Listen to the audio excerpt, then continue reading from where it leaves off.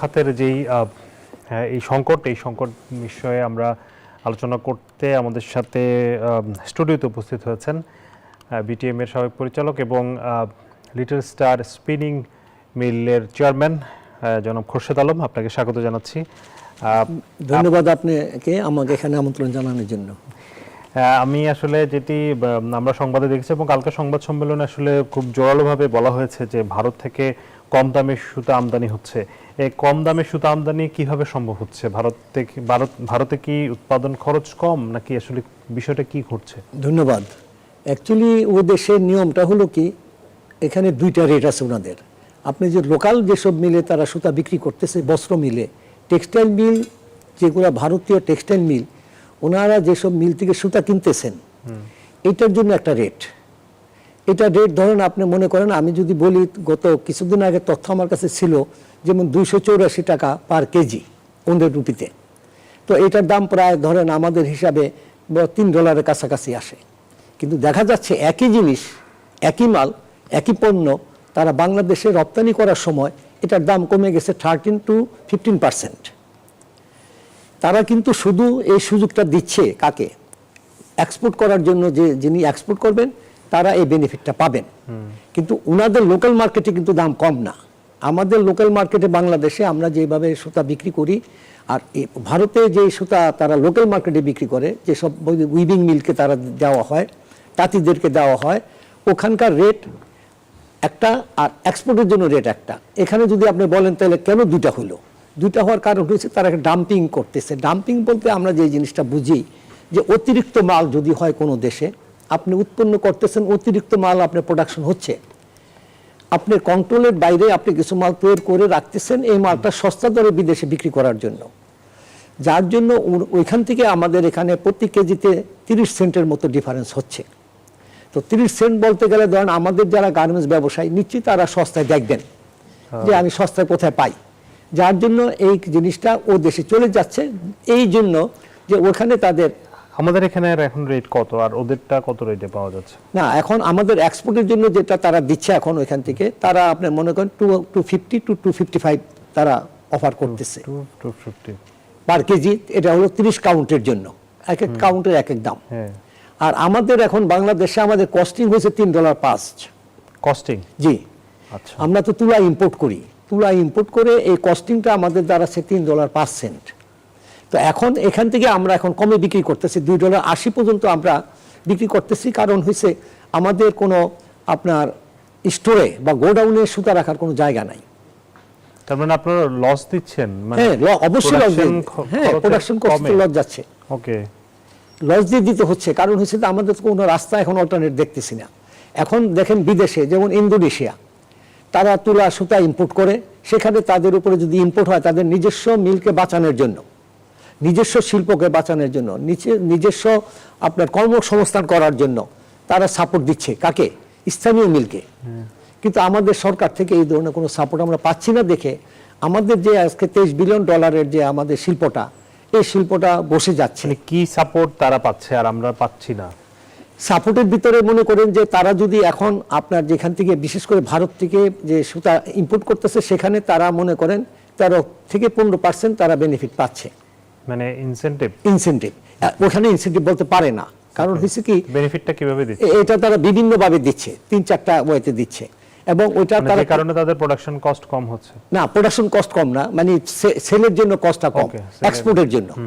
Local প্রোডাকশনের জন্য cost কমে নাই, প্রোডাকশন কস্ট তার একই আছে। তাহলে ওদের আমরা যেটা 3 সেন্টের উপরে আমাদের যেটা প্রোডাকশন কস্ট হচ্ছে, ওদের ওখানে প্রোডাকশন কস্টটা সেম 30 ওদের সঙ্গে আমাদের প্রোডাকশন কস্টে একটা জায়গায় আমাদের উইকনেস আছে, সেটা হলো ও দেশে না, ওদের নিজস্ব তুলা। সেখানে ধরেন আমাদের 2 সেন্ট 3 সেন্ট 5 সেন্ট আমাদের ব্যবধান হবে। 2 নম্বর হলো ওদের টেকনোলজিতে একটু আমাদের থেকে ম্যান পাওয়ার কম লাগে, সেখানে 2%। অ্যাকচুয়ালি ভারতের সঙ্গে আমাদের যে সুতা তৈরিতে আমাদের বৈষম্য এখানে শুধু হচ্ছে আমাদের টোটাল 4 to 5% ডিফারেন্স হয়। ওকে, ওনাদের কাছ থেকে আমরা 4 to 5% ডিফারেন্স আমাদের কস্টিং থাকে নর্মালি, যেটা বা ভারতে মনে করেন বিক্রি করতেছে যে লোকাল তুলা সুতাগুলা, সেটার সঙ্গে আমাদের এখানে দাম মাত্র বেশ কম 5 টাকা 3 টাকা পার কেজিতে, এটা ডিফারেন্স। কিন্তু আমাদের এখানে কিন্তু উন্নত মানের সুতা হয়, এই জিনিসটা অনেকে জানেন কিনা যে বাংলাদেশে কিন্তু এখন আধুনিক মেশিন, আপনি জানেন যে ওনাদের মেশিন কিন্তু এখানে ওদের নিজস্ব মেশিন দিয়ে করেন, আর আমাদের এখানে কিন্তু সম্পূর্ণ জার্মানি, ইটালি, ফ্রান্স, জাপান বিভিন্ন দেশের মেশিন দিয়ে আমরা কোয়ালিটি মাল করতেছি। কিন্তু কোয়ালিটি মালের জন্য কিন্তু আমরা ইনভেস্ট করেছি, কিন্তু দাম পাচ্ছি না। দাম পাচ্ছি না কি, আমাদের বায়ার যারা আছেন ওনারা ওটা দেখতে চাচ্ছেন না যে আপনি কি মেশিন দিয়ে বানালেন, আমার দেখার দরকার শুধু সুতাটা কম দাম কিনা, এই হলো ব্যাপার। তবে ওনাদের যেভাবে আপনার ইনসেন্টিভ দিচ্ছে, ওটা একটা উন্নত দেশ, তারা ইনসেন্টিভ বলতে পারে না। এখানে তাদের রোড ট্র্যাপ বলেন, এটা বলেন, সেটা বলেন, বিভিন্ন ধরনের এটা কি করা হয়, ক্যাশ টাকাও তারা দেয় না। এটা আপনি এক্সপোর্ট করলেন, এখানে মনে করেন আপনি $20,000 আপনি একটা ইনসেন্টিভ পেয়েছেন 13% বা 11%, 14%, সেটার জন্য তারা একটা বন্ড দিবে আপনাকে বা কুপন দিবে। সেই কুপনটা দিয়ে আপনি অন্য কোনো সরকারি কাজের যে কোনো জায়গায় ব্যবহার করতে পারবেন। তাতে মানে ইনসেন্টিভটা আসলে অন্যভাবে দেওয়া হচ্ছে। হ্যাঁ, দেওয়া হচ্ছে। এখন আমার প্রশ্ন হচ্ছে যে এই যে তারা যে কারণেই হোক তারা কম দামে এক্সপোর্ট করতে পারছে বাংলাদেশে, এখন আমাদের গার্মেন্টস ব্যবসায়ীরা যেখানে খরচ কম পড়বে সেইটাই কিনবে, এটা খুব স্বাভাবিক, ব্যবসায়ীরা এটা করবেন। কিন্তু আমাদের দেশীয় স্পিনিং মিলকে রক্ষা করার জন্য, স্পিনিং শিল্পটাকে, যেহেতু আসলে বাংলাদেশের গার্মেন্টস শিল্প সবচেয়ে বড় শিল্প, সেটিকে আজকের এই অবস্থানে আনার পেছনে এই যে ব্যাকওয়ার্ড লিঙ্কেজ যেসব কারখানাগুলো আছে, শিল্পগুলো আছে, সেগুলোর বড় ভূমিকা আছে। এই যে এত আপনাদের এখানে তো অনেক প্রচুর বিনিয়োগ আছে, তাই না? তো এইটিকে রক্ষা করার জন্য আসলে সরকারের পলিসির জায়গাটাতে গ্যাপ কোথায়? এখানে আমার হিসাবে আমি যদি ব্যক্তিগতভাবে বলি, তাহলে এখানে সর্বনিম্ন 4টা পদ্ধতি থেকে আপনাকে সরে আসতে হবে বা আপনাকে বিবেচনা করতে হবে, আপনি যেটি আসেন। 1 নম্বর হলো যে দেখেন, আমি একটু আগে বলেছিলাম ইন্দোনেশিয়ার কথা। ইন্দোনেশিয়াতে স্পিনিং মিল আছে, যদি কেউ ওইখানে গার্মেন্টস মালিক কোনো সুতা ইম্পোর্ট করতে চায়, সেটার উপর তাকে ডিউটি দিতে হবে। আমি বললাম যে এটা আমরা ডাম্পিং বলি বা যেটাই হোক, মালগুলো তারা রেডি করে বিক্রি করে ইমিডিয়েট। তাদের কিন্তু এরকম না যে অর্ডার দিয়ে নিয়েছেন। আমাদের দেশে গার্মেন্টসে কী করে অর্ডার দেয়, এইখানে ধরেন তারা 13 থেকে 15% তারা সুবিধা পাচ্ছে। আমরা চাচ্ছি যে আপনারা যদি কোনো কেউ আমাদের দেশকে স্থানীয় শিল্পকে বাঁচানোর জন্য, এবং স্থানীয় শিল্প কিন্তু শুধু বাঁচাইলে হবে না, এটার সঙ্গে আপনাকে জানতে হবে কি কি আছে, আপনি পিছনে যেতে হবে। এখানে ব্যাংক জড়িত। আমার এই শিল্প যদি আমি চালাইতে না পারি, আমি ব্যাংকের টাকা কোথায় থেকে দিব? আপনি আমাকে জেলে দিতে পারেন। দ্বিতীয়ত হলো আমার কর্মসংস্থান। তো এই যে জিনিসগুলো আছে, এটার জন্য আমাদেরকে, আমার সর্বপ্রথম প্রস্তাব আমার ব্যক্তিগত, যদি কোনো সুতা ইম্পোর্ট করা হয় বিদেশ থেকে, আমাদের শিল্পকে বাঁচানোর জন্য, অস্তিত্ব রক্ষা করার জন্য মিনিমাম 16% ওখানে ডিউটি বসাইতে হবে। বিদেশে বেশি আছে ওই সুতার উপরে। এখন কত পার্সেন্ট? এখন তো 0%। হ্যাঁ। ও আচ্ছা, ইন্ডিয়া থেকে 0% আমরা করতে পারছি। আচ্ছা, এই পলিসিটা কবে করা হয়েছে? এটা তো যারা গার্মেন্টসের ব্যবসায়ী, যারা এক্সপোর্ট করেন, তারা তো ব্যাক টু ব্যাক নিয়ে আসেন। আপনি জানেন ডিউটি ফ্রি, কিন্তু সব ডিউটি নেই। আচ্ছা, ওকে, তাহলে আমরা ইন্ডিয়াতে যে এক্সপোর্টটা করছি সেটার এগেইনস্টে এটা না, ওনারা ওখান থেকে, আমি বলতেছি যে সুতাটা ইম্পোর্ট হবে পার্শ্ববর্তী দেশ থেকে, সেই সুতার উপরে 16% ডিউটি বসানো হবে। যেই নিয়ে আসুক, এক্সপোর্টার নিয়ে আসুক বা যেই নিয়ে ব্যাক টু ব্যাক নিয়ে আসুক, তাকে ডিউটি জানতে হবে। অন্যথায় এই মিলকে বাঁচাতে পারবেন না, 1 নম্বর। 2 নম্বর হলো, যদি আপনি এটা 16% না করেন, আরো কম করতে চান 10%, তাইলে আমাদের 12% ইনসেন্টিভ দিতে হবে। আমাদের এখানে এককালে আপনি জানেন এই গার্মেন্টস শিল্পকে রক্ষা করার জন্য 25% আমাদের ইনসেন্টিভ ছিল। এটা কিন্তু আমরা কেন এসেছিলাম এখানে, আজকে আমরা $23 বিলিয়ন ইনভেস্ট করে বিদেশ থেকে মেশিনপত্র এনে, বিদেশি লোকজন এনেও আমাদের টেকনিক্যাল নো-হাউকে স্ট্রং করার জন্য আমরা কেন ঝাঁপাই পড়েছিলাম? শুধু এই গার্মেন্টসকে সহযোগিতা করার জন্য, যে ফরেন কারেন্সি আমরা রেখে দিব। আমাদের মূল উদ্দেশ্য ছিল কি, যে আমাদের যে এখানে আমরা ভ্যালুয়েশন করতেছি, আমাদের মূল উদ্দেশ্য ছিল ভ্যালুয়েশন করা। সেই আমলের কথা বলি, যখন 25% দেওয়া হয়েছিল, তখন ভ্যালুয়েশন ছিল 30%, 25% এরকম। এখন এটা হয়তো 30 থেকে 40% হয়েছে, কিন্তু আমরা ভ্যালুয়েশন চাচ্ছি। আজকে ভারতের মতো দেশ যদি গার্মেন্টস এক্সপোর্ট করে, তাদের ভ্যালুয়েশন প্রায় 78% to 82, আর আমাদের ভ্যালুয়েশন হচ্ছে, আমার মনে হয় 30 থেকে 35% হবে। বা তো আমরা চাচ্ছি এটাকে 60% ভ্যালুয়েশন করতে হবে। এই ধরনের একটা আইন যদি করে দেন, তাতেও কিন্তু আমাদের লোকাল মিলগুলোর থেকে সুতা যাবে। তাইলে হলে আমার 3টা অপশন এখানে গেল। একটা হলে আপনি ডিউটি বসাবেন ওটার উপরে, তাই না? অথবা আপনি আমাদের এখানে ভ্যালুয়েশন করার জন্য একটা ফিক্সড করে দিবেন, যে আমার একটা শার্ট $1 যদি বিক্রি হয়, এই সুতা কাপড় বাংলাদেশে তৈরি হইলে এটা 60% আমাকে ভ্যালুয়েশন, মানে 60 সেন্টস আমি পাবো। Right. আর 40 সেন্টস আপনাকে সুযোগ দেওয়া হলো বিদেশ থেকে আপনি র মেটেরিয়াল আনেন, যেটা আনতে চান আনেন, তবে অতিরিক্ত আনবেন না। আচ্ছা, সেক্ষেত্রে কি আমাদের গার্মেন্টসের যে প্রোডাকশনের কস্ট বেড়ে যাবে না?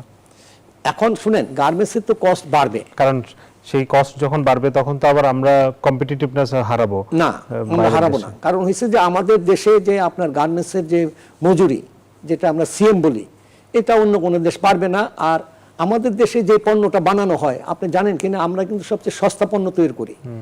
একটা শার্ট ভিয়েতনামে আমি নিজে গিয়ে দেখেছি বিভিন্ন গার্মেন্টসে, এটা কিন্তু অনেক দামি, $12 নিচে কোনো শার্ট নাই। আমাদের এখান থেকে আপনি $7 নিতে পারবেন, একটা টি শার্ট দিতে পারেন $2, কিন্তু ওরা এখন সস্তা দামে বানাচ্ছে না। সেই কারণেই তো বাংলাদেশ আসলে এই যে গ্লোবাল মার্কেটে সেকেন্ড পজিশনে, তো এটা একটা বড় কারণ যে আমরা অনেক চিপ রেটে দিতে পাচ্ছি। কিন্তু যদি আমাদের খরচ বেড়ে যায়, সেক্ষেত্রে আমরা যদি আমাদের এখানে রেট বেশি হয়, খুব স্বাভাবিকভাবে বায়াররা তো আমাদের এখানে নাও আসতে পারে, আমাদের তো মানে সেল তো কমে যেতে পারে। এমনিতেই তো রপ্তানি কমছে, গত কয়েক মাসে আমরা দেখছি যে গত 5-6 মাস ধরেই রপ্তানি কমছে। সেটা কি একটু বড় আরেকটি ঝুঁকি তৈরি করবে না? না, আপনি যেটা বলছেন, ধন্যবাদ আপনাকে। এখানে এই প্রসঙ্গে যদি আমি বলি, আপনাকে সর্বপ্রথম আমার দেশকে দেখতে হবে। এখন আমার দেশে কোনটাতে লাভ হবে, আমি ওকে সস্তা দেওয়াতে আমাকে লাভ হবে, নাকি আমি একটা প্রাইস নিব আমার প্রোডাক্ট দিয়ে করব। আজকে দেখেন এই আমেরিকান যে পলিসি, মিস্টার ট্রাম্প যে উনার কি করেছেন, উনার দেশের জন্য উনি 100%, 125% কেন করেছেন? তার দেশের জনগণ কাপড় কিনবে, একটা টি শার্ট কিনবে, আমাকে ডিউটি দিয়ে আসতে হবে কেন? সে চাচ্ছে যে আমার একটা এখানে আয় হতে হবে। আরেকটা যেটা আপনি বলতেছিলাম, একটু ভুলে যাবো বলে নেই, আরেকটা হলো সবচেয়ে ক্ষতি হয়েছে আমাদের গ্যাসের মূল্য। যেই গ্যাসের মূল্যটা 16 টাকা ছিল, সেখানে আপনি দেখেন 32 টাকা হলো। এটা কি গ্যাসের বিষয়টা আসবো, কারণ আচ্ছা, আপনি ঠিক আছে। এই বিষয় নিয়ে আসলে অনেক কাজ করেছেন জ্বালানি নিয়ে। আমরা এই প্রসঙ্গটা নিয়ে আসবো। আচ্ছা, এখন ঠিক আছে। পরিস্থিতি কি, যেহেতু আসলে শীতকাল চলছে, আমরা জানি যে শীতের সময় গ্যাসের প্রেসার অনেক কম থাকে। তো সবকিছু মিলিয়ে কি কি সংকট আছে, সমাধানের উপায় কি, আমরা আরো আলোচনা করব। আমরা একটু বিরতি নিয়েছি। দর্শক, সময় হয়েছে একটি বিরতির পর এসে আমরা আবারও আলোচনায় ফিরবো, সাথেই থাকুন।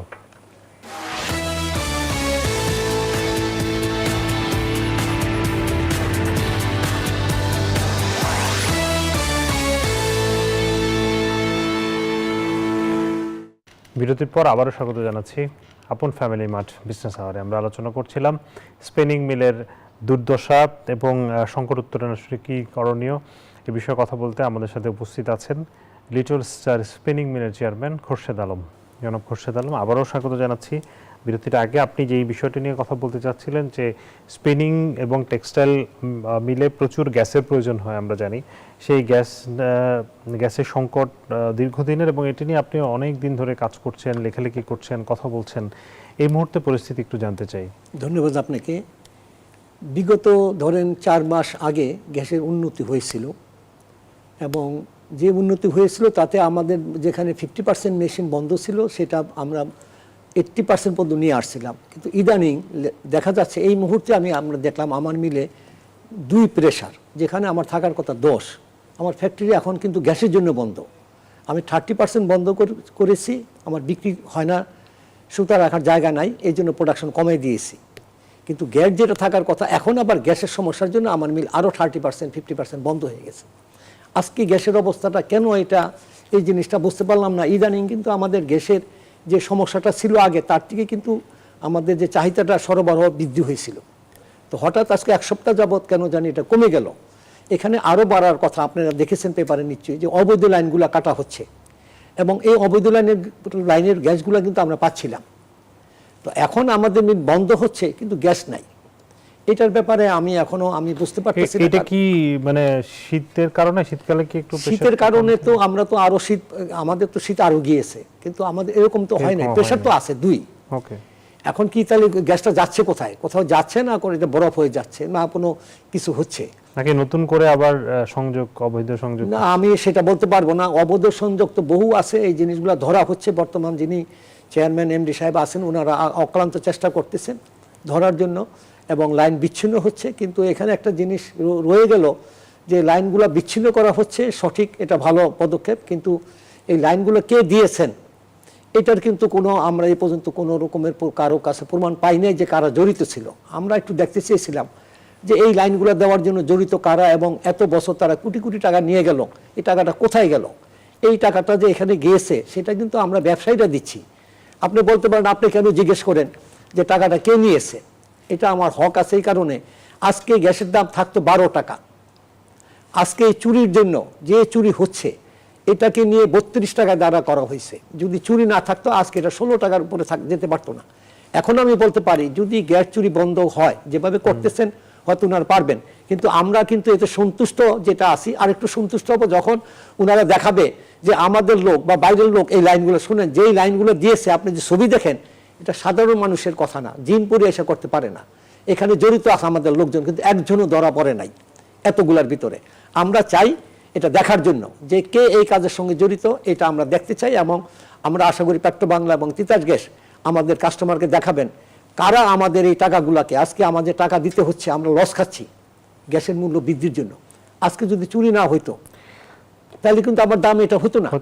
আচ্ছা, গ্যাসের দামের প্রসঙ্গ যেহেতু আসছে, গ্যাসের দাম কিন্তু আমরা রিসেন্টলি দেখতে পাচ্ছি বিশ্ববাজারে অনেক অনেক কমে গেছে। জি, একটু আগেই দেখছিলাম যে এখন বোধহয় 10-এর নিচে, $10 নিচে চলে এসেছে। জি, এইটি এই মুহূর্তে কি আমাদের আসলে দেশের বাজারে গ্যাসের দাম কমানোর সুযোগ আছে? না না, সুযোগ তো দেখেন, গ্যাসের দাম যখন বেড়ে গেল তখন কিন্তু দামটা বাড়ানো হইল, কিন্তু যখন কমে গেল, এত কমে গেল, এটার দাম মনে করেন $32, $34, $37, $40 পর্যন্ত কিনা হয়েছে আমার যতদূর নলেজ আছে, যদি ভুল না বলে থাকি। এই এলএনজি $40 পর্যন্ত কেনা আছে। তা আজকে যদি এটা $10 চলে আসে, $12 চলে আসে বা এরকম দামে থাকে, কত পার্সেন্ট কমলো আপনি বলেন? $40 সময় আপনি আমার কাছে 36 টাকা নিচ্ছেন, তো আজকে যদি $10 হয় বা $12 হয় তাহলে এটা কত হওয়া উচিত? তো আমাদের একটা বিবেচনা করা উচিত। আমরা শুধু ব্যবসায়ী করব আর আমরা লস দেখাবো, লসটা দেখানোর জন্য একমাত্র গ্যাসের যে মানে চুরির 1 নম্বর দায়ী।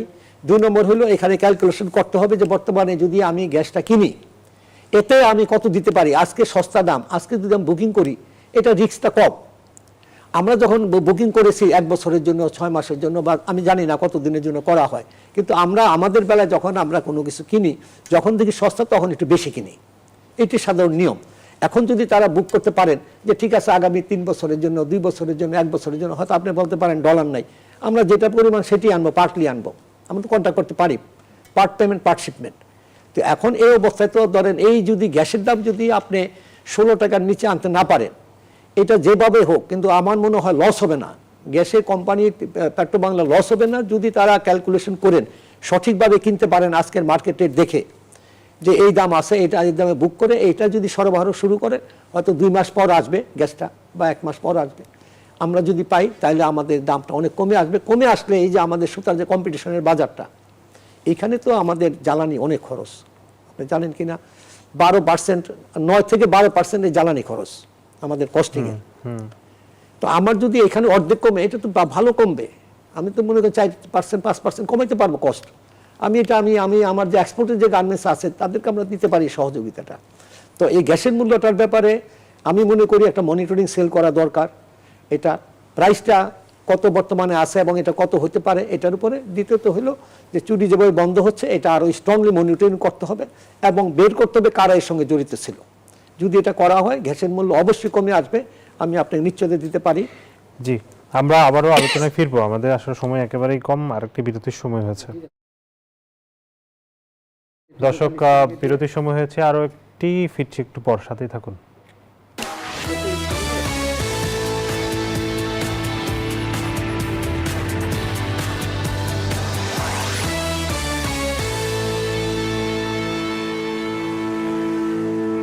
স্বাগত আরো একবার আপন ফ্যামিলি মার্ট বিজনেস আওয়ারে। দর্শক, এ পর্যায়ে আমরা দেখে নিতে চাই পত্রিকার প্রধান প্রধান বাণিজ্য শিরোনামগুলো। শুরুতেই আমরা আমাদের হাতে যে সংবাদটি আছে, দৈনিক কালের কণ্ঠ, তারা বলছে যে মূল্যস্ফীতি, বেকারত্ব, বিনিয়োগ ও খেলাপিতে বিপর্যয়, গভীর সংকটে অর্থনীতি। আসলে বর্তমান অর্থনীতির বাস্তব চিত্রই উঠে এসেছে এই রিপোর্টে। একদিকে মূল্যস্ফীতি, অন্যদিকে বেকারত্ব, কর্মসংস্থানের ঘাটতি এবং খেলাপি ঋণ, সব মিলে আসলে অর্থনীতি একটি গভীর সংকটের মধ্যে পড়ছে। সেই সংবাদটি করেছে। পরের সংবাদটি দৈনিক বিজনেস স্ট্যান্ডার্ড, তারা বলছে যে বৈদেশিক মুদ্রা বাজার স্থিতিশীল রাখতে আরও $11.5 কোটি কিনল বাংলাদেশ ব্যাংক। এটি বাংলাদেশ ব্যাংকের নিয়মিত যেই ডলার কেনার প্রক্রিয়া তারই অংশ। পরের সংবাদটি শেয়ার বিজে, তারা বলছে লেনদেন আরও বেড়েছে, বেশিরভাগ শেয়ারের দরপতন। এটি পুঁজিবাজার নিয়ে, পুঁজিবাজারের আসলে টালমাটাল পরিস্থিতি আমরা দেখছি, সেটি নিয়ে সংবাদ করা হয়েছে। প্রথম আলো শিরোনাম করেছে ভোক্তা ঋণে বেড়েছে গ্রাহক, কমে গেছে ঋণের স্থিতি, অর্থাৎ ভোক্তা ঋণ বেড়েছে সাম্প্রতিক সময়ে, যেখানে গত 3 মাসে ভোক্তা ঋণ কমেছে প্রায় 22,000 কোটি টাকা, যদিও এই 3 মাসে ভোক্তা ঋণের গ্রাহকের সংখ্যা বেড়েছে, মানে গ্রাহক সংখ্যা বাড়লেও ঋণের মোট পরিমাণ আসলে কমেছে। পরে সংবাদটি দ্য ফিনান্সিয়াল এক্সপ্রেস, সেখানে বলছে যে ভারতীয় সুতার ডাম্পিং, দেশীয় শিল্প বাঁচাতে সরকারের জরুরি হস্তক্ষেপ চায় মিলাররা, যেটি নিয়ে আজকে আমরা আলোচনা করছি। জনাব খোরশেদ আলম আছেন আমাদের সাথে। জনাব খোরশেদ আলম, এই যে স্পিনিং মিলের যে সংকট, এখানে 2 ধরনের স্পিনিং মিল আমরা আছে জানি, যে আপনারা যে সুতাটা তৈরি করেন সেটি রপ্তানিমুখী শিল্পে সরবরাহ করেন, আবার কিছু সুতা আপনারা দিচ্ছেন দেশীয় যেসব বস্ত্র খাত আছে সেখানে। এই দুইটার জন্য কি নিয়ম 2 ধরনের, মানে এই মানে দেশীয় শিল্পের যে সুতা দিচ্ছেন সেখানে আসলে কি অবস্থা? ধন্যবাদ আপনাকে, আপনি একটা সুন্দর একটা প্রশ্ন করেছেন এই সময়ের ভিতরে। হ্যাঁ, আপনি সঠিক বলেছেন যে আমাদের এখানে স্পিনিং মিলগুলো 2টা ভাগে বিভক্ত আছে। একটা যারা এক্সপোর্ট করেন তাদের জন্য ইনসেনটিভ হতে পারে বা যেটা পাবেন, আর আমাদের জন্য এই ইনসেনটিভটা নাই। আমরা লোকাল যারা বিক্রি করতেছি আমাদের জন্য এই ফ্যাসিলিটিটা নাই। বরঞ্চ আমাদের লোকাল দেখেন, বাংলাদেশে আমাদের মধ্যবিত্ত গরিব শ্রমিক যারা আছেন, গার্মেন্টসের শ্রমিক আছেন, এদের মধ্যে সব কাপড় আমরা এখানে তৈরি করি। এখানে আমাদের 1 কেজি সুতাতে 5 টাকা ভ্যাট দিতে হয়, আগে ছিল 2 টাকা। অর্থাৎ হলো যে আপনি আমাদের দেশের যে গরিব লোক যারা কর্মসংস্থানের জন্য আমরা কাপড় বানাচ্ছি, আজকে আমরা এই বিটিএমএ থেকে আমাদের একটা সমীক্ষা ছিল, আমার ধরেন আরও 4 বছর আগের কথা বলি, বাংলাদেশ আমরা $12 বিলিয়ন কাপড় তৈরি করি আমাদের নিজস্ব জনগণের জন্য। সেখানে আইটেম ছিল 20টা। আপনি যদি প্রথম থেকে আসেন, আমি সংক্ষেপ, আপনার সময় হবে না জানি, সেনাবাহিনীর যত কাপড়, নৌবাহিনী, পুলিশ, বিডিআর, বিজিবি, যত কাপড় দেখেন এদের ড্রেসগুলা কারা তৈরি করে? আমরা বাংলাদেশে। এটা কিন্তু ইম্পোর্ট করতে হয় না, আমাদের নিজস্ব। যদি আমি আজকে এটা তৈরি না করতাম, আমার কিন্তু ইম্পোর্ট করা লাগতো। গার্মেন্টস শ্রমিক কত লক্ষ কোটি লোক আছে, সাধারণ মানুষের জন্য আমরা কাপড় তৈরি করতেছি। এখানে আমাকে ভ্যাট দিতে হচ্ছে 5 টাকা পার কেজিতে সুতাতে, প্লাস আমাদের ধরেন ইয়ের উপরে, এই গ্যাসের উপরে আমাদের আবার একটা ভ্যাট আছে এক্সট্রা, এটা এক্সপোর্টের জন্য নাই, ওইখানেও আমাদের একটা ভ্যাট দিতে হয়। তো আমাদের স্থানীয় লোকজন যে কাপড়গুলো পাচ্ছে সেগুলোতে কিন্তু আমাদের কস্টিংটা বেড়ে যাচ্ছে। তা আমার উচিত, আমার সরকারের কাছে নিবেদন যে আপনারা আমাদের আগামী 3 বছরের জন্য এই ভ্যাটটা মকুব করে দেন, গ্যাসের মূল্যটাকে 15 টাকার নিচে নিয়ে আসেন, আর ব্যাংকের ইন্টারেস্টটা কমায় দেওয়া হোক। তাহলে আমরা আপনাদেরকে সস্তায় এখানে স্থানীয়ভাবে এই 12 বিলিয়ন ডলারের জায়গায় এখন 7 বিলিয়নে চলে আসছে, কিছুটা বন্ডের কাপড় আসতেছে, শেষ করতে হবে। হ্যাঁ, আমরা এটাকে বাঁচতে পারবো। না হলে আমাদের উভয় শিল্প, যেটা এক্সপোর্ট এবং লোকাল, কোনোটাই আমরা টিকতে পারবো না। অবশ্যই এখানে নিশ্চয়ই সরকার আপনার আজকের আলোচনা থেকে অনেক কিছুই আসলে নেওয়ার আছে, এবং সরকারের নীতি নির্ধারকরা এই বিষয়গুলো যদি বিবেচনা করে নিশ্চয়ই আমাদের জন্য, রপ্তানি এবং দেশীয় শিল্পের জন্য বেশ ভালো হবে। আপনাকে অনেক ধন্যবাদ জনাব খোরশেদ আলম। দর্শক, আপন ফ্যামিলি মার্ট বিজনেস আওয়ারে আজকের এই ছিল এই পর্যন্ত। আপনাদের সবাইকে ধন্যবাদ।